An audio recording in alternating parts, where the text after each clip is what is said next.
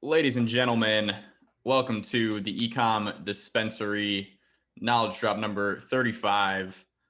We're now into the lovely month of October.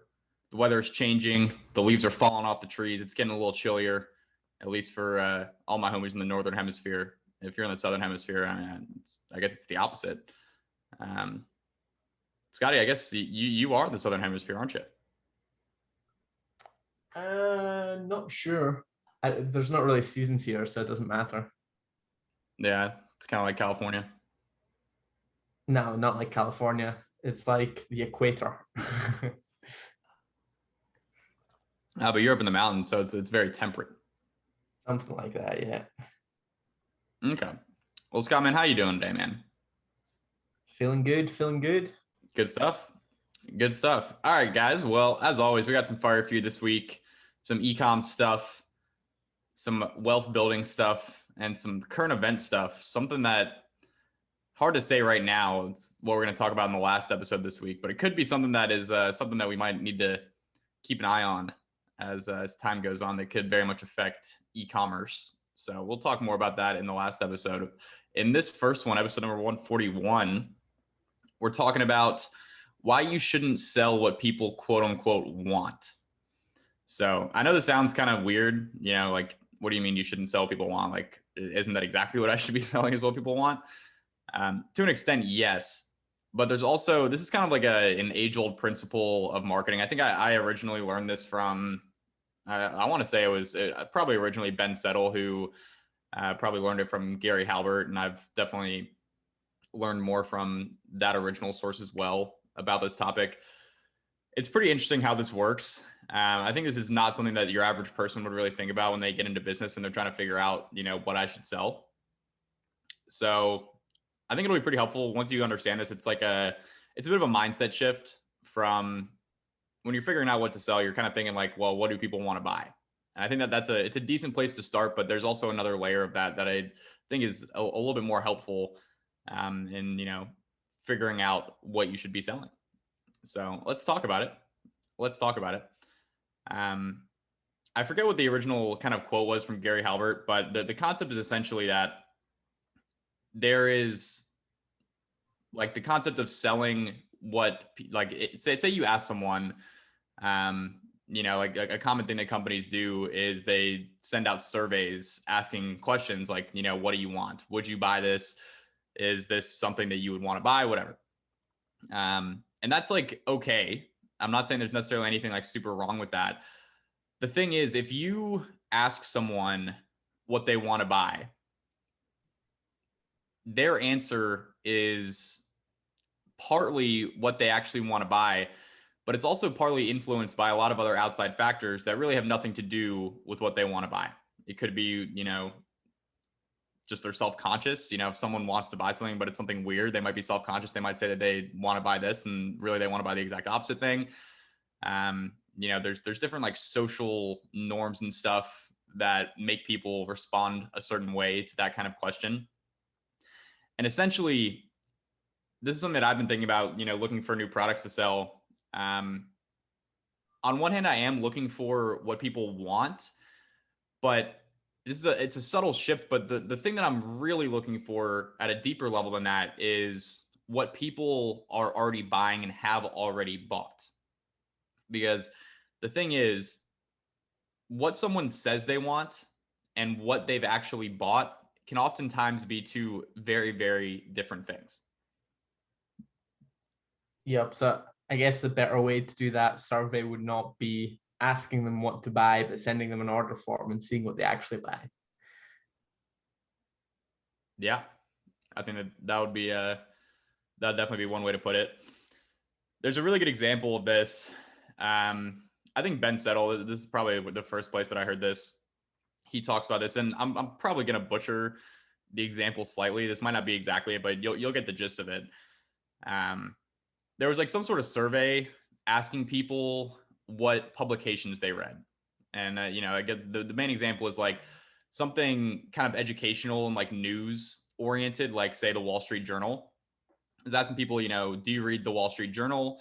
And then do you read the National Enquirer? And some of the younger listeners might not really even know what this is. I honestly the only reason I know what it is because I've like seen this concept or I've heard this story before. And then I notice it in the grocery store all the time. Basically, the National Enquirer is like a celebrity gossip magazine. It's pretty funny that this is also kind of an interesting like topic for human nature. Basically, like all the stories in there are just like shitting on the celebrities, talking about how terrible their lives are, or like talking about how they messed up in some way, and like kind of glorifying the failure of very famous and successful people. But basically it's just gossip. There's nothing productive in there. It's not gonna make your life better in any way. It's really just like it's just gossip. So in the survey, people were asked if they read the Wall Street Journal, if they read the National Enquirer. Overwhelmingly, most people said that they read the Wall Street Journal and not the National Enquirer. But then if you look at the actual readership numbers for both publications, way, way, way more people read the National Enquirer than the Wall Street Journal. Probably because it's more entertaining. It's just like more eye-catching. It's more interesting. People love to read up about the gossip of celebrities, all that kind of stuff. What people say they read in this case was not really what they actually were reading. And, it kind of back to what I was saying earlier, there's like kind of social reasons for this. People don't really want to admit that they're spending their time reading this kind of like bullshit celebrity gossip magazine versus, a bit more of a trustworthy, productive news source. But that's, when it came down to the numbers, that's what people really enjoyed reading. So you got to keep in mind that what people say they want to buy and what they will actually take their wallets out for and spend their money on can oftentimes be two very different things. And I think you really got to take this into account when you're doing research, trying to figure out what products to sell, because this is, something that's obviously very directly applicable to e-commerce. Yeah. I guess probably the same as like 50 Shades of Grey, like the most sold book of all time. You got trashy TV where people say like, who watches this? Nobody watches this. But in reality, a lot of people do watch it. They may not admit it. Maybe they do, maybe they don't. But certainly a lot of people watch it. I think it goes into e-com where you see products. Maybe you think to yourself, who would buy this? I don't think anyone would buy this. And the reality is probably that a lot of people would buy this. They just maybe wouldn't, I don't know how to say it. They wouldn't publicize the fact that they're buying this from an Instagram ad. But would they buy? 100%. Just because it strikes a chord emotionally with them. It makes them feel a certain way. And they saw it and they wanted to buy it. Yep. Yeah, I mean, it's interesting how this works because there's so many different factors that can go into, why someone would respond to something in a certain way. But in this case, like you just can't trust what people say that they are going to spend their money on or what they want to buy. You really have to go that step deeper and find out what they're actually buying. And this is why like some of my favorite ways to find products are not necessarily like scoping through winning product websites or stuff like that. I like to kind of take things into the real world, and something that I've been really trying to focus on, especially recently in my own life, is just that this concept I've talked about before is that kind of filter of every product you see throughout your day-to-day life, thinking like, is this something I could sell? Because every product that you see, I guess not in like necessarily if you walk into a grocery store or like but like things that you see people wearing or using in public, products that, you just see, you walk down the street and people are obviously they have clothes on. Those are products. They might have a phone case, they have a purse, they have, all these different things that they bought. That's a much better indicator of what you should sell, the things that people have already bought versus just like what people say they want. Like if you have an idea for a product and you go and ask your friends like, hey, would you buy this? Like that information gives you nothing, because there's a really good chance that they're probably just saying, if they say that they would buy it, they're probably just saying that to like, make you feel good and, not like cause too much trouble. And, if you tell someone you have a business idea, they probably, if they're like a friend of yours, they probably don't want to like immediately shit on your idea right off the bat. So they might say something a little nice. They might be, a little fake, one might say, just to keep your feelings in check, I guess. But that's not a great indicator. Like, Also, if you're male, I think likely your friends would tell you that that's a horrible idea. They would never buy this, and they will gladly take the opportunity to shit on your business idea. Either way, I don't think it says much. yeah. So I guess like Scotty, practically speaking, when it comes to finding products for e-commerce, how do you think this can be applied when it comes to, you know, different ways of looking for products to sell? I kind of gave that initial example of like looking in your, you know, in your real life and looking at the products that people have bought around you. Is there anything else that you would, you know, anywhere else, I suppose, that you would take this into account when it comes to looking for products? I mean, I think any product where, say it's something that you wear, piece of clothing, accessory, or something, try wearing it and see if people comment on it. See if it like catches people's attention. I think that can be a really good indicator. Like, don't ask them, hey, would you buy this? But like, if they're like, oh, that's fucking cool, where can I get that? Where did you get that? If they ask you about it, I think that's an interesting indicator. If you get multiple people asking you about something, I think there might be a business there. I had a buddy of mine text me about that a while back, where he's like, "Yeah, I was wearing this shirt at the airport in the United States, and like two or three like middle-aged women asked him about it. Like random people at the airport like commented on it. I think that's a pretty powerful indicator right there. Where like, oh, there's What was something the shirt? here. Did he tell you? Yeah, it was some Mexican brand that obviously I don't think exists in the US. And he bought it and was wearing it. And yeah, I think it was middle-aged women that seemed to really strike a chord with them. I wonder what was on the shirt. Yeah, I don't know. Interesting. I think there's other places that you can take this into account too. Um, you got to be careful when you're kind of making assumptions about different companies and different products and like how well they're selling and stuff.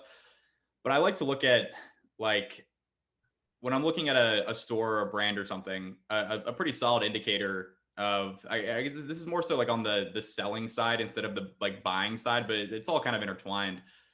If you look at a brand that has a Facebook page of say 50,000 likes, if they have 50,000 likes on their Facebook page, to me, that tells me that that's probably a decently successful brand. Now, is there a chance that they just bought a bunch of Facebook page likes or they just ran ads to, you know, get a bunch of Facebook page likes? It's certainly possible. But for the most part, like that's one of the biggest ways that I'm able to tell how big. Sometimes it's how big. Other times it could just be how long it's been running. You know, if a brand's been running for 10 years, they're probably going to have a lot more likes on their Facebook page than one that was started a year ago. But that's like a solid indicator to me of how successful a brand is, because as you run ads, the more money that you spend on Facebook, the more likes that you get on your Facebook page. And it might not seem like it's like directly correlated, but in my experience, it's a pretty solid indicator of, you know, how big and successful a store or a brand is. So if a Facebook page has a lot of likes, you can probably assume that people want whatever that brand is selling. Yeah, I would say a lot of likes in combination with really good high quality content, good design, like color schemes just make sense. Like if it's visually appealing, good content and a lot of likes, that's generally a sign that it's a brand that's actually making money and that have reinvested money and or raised money to get professional content, get professional design done, etc. Mm-hmm. Another big thing is reviews. Now, obviously, reviews can be faked. Um, that does happen, but I think especially like reviews on Amazon, those can also be faked. But I think it's a little bit harder on Amazon than it is to do that on like a Shopify store with just looks reviews or any other app. If a brand or a product has thousands and thousands of reviews, that's a pretty solid indicator that it's selling well. And again, you know, just because it's selling well doesn't necessarily mean that it's like the best product that you should absolutely start selling right now. But all these things, they can be indicators, and that's really what you're looking for. And the kind of like main message that I want to get across with this episode is you're looking for indicators that people are already buying something versus indicators that people might want to buy it. And again, it's a little subtle, but in terms of how that makes you operate and the things that you look for, it can actually be a pretty huge difference between those two things. Yep, 100%, absolutely. So that's the gist, folks. Why you shouldn't sell what people want. Obviously, you should sell what people want, but what you should really sell is what people are already buying. The things that people say they want are oftentimes not the things that they actually want, that they're actually going to take their wallet out and spend money on. And at the end of the day, getting people to tell you that they want to buy your product does not pay the rent, does not put food on the table. Them taking out their wallet and actually spending the money, that's what does. So that's what you want to look for. That's the thing that you want to focus on, not what people say, but their actions and what people do, much more indicative of things that are actually working. So do with that what you will, and we'll talk Also, to you sort of, guys. Oh, I got one more thing. okay. One more I'm getting a thing. little premature here, a Wrap little, this little up. premature and ejectable. Go ahead before I say that. Yeah. We've talked a lot about sort of why you should take with a grain of salt what other people say.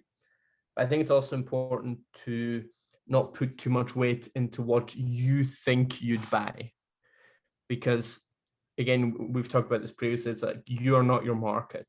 What you think you'd buy isn't what you'd actually buy, number one, and what you think you'd buy, what you'd actually buy isn't necessarily relevant because you're not selling to just you, you're selling to an entire market with different preferences, different buying habits. And a lot of times people that have businesses aren't necessarily people that buy stuff off Instagram or Facebook ads. Like, I think most people listening to this probably don't buy a lot of shit off Instagram, but all of your customers do buy, in some cases, a lot of shit off Instagram. So like there's a type of person, there are people who buy stuff off Instagram. And if you're not one of those people, you're not part of the addressable market in a way. So in a sense, you're not even if you think you're 100% part of your market, if you don't actually buy off Instagram, you're not really part of the market.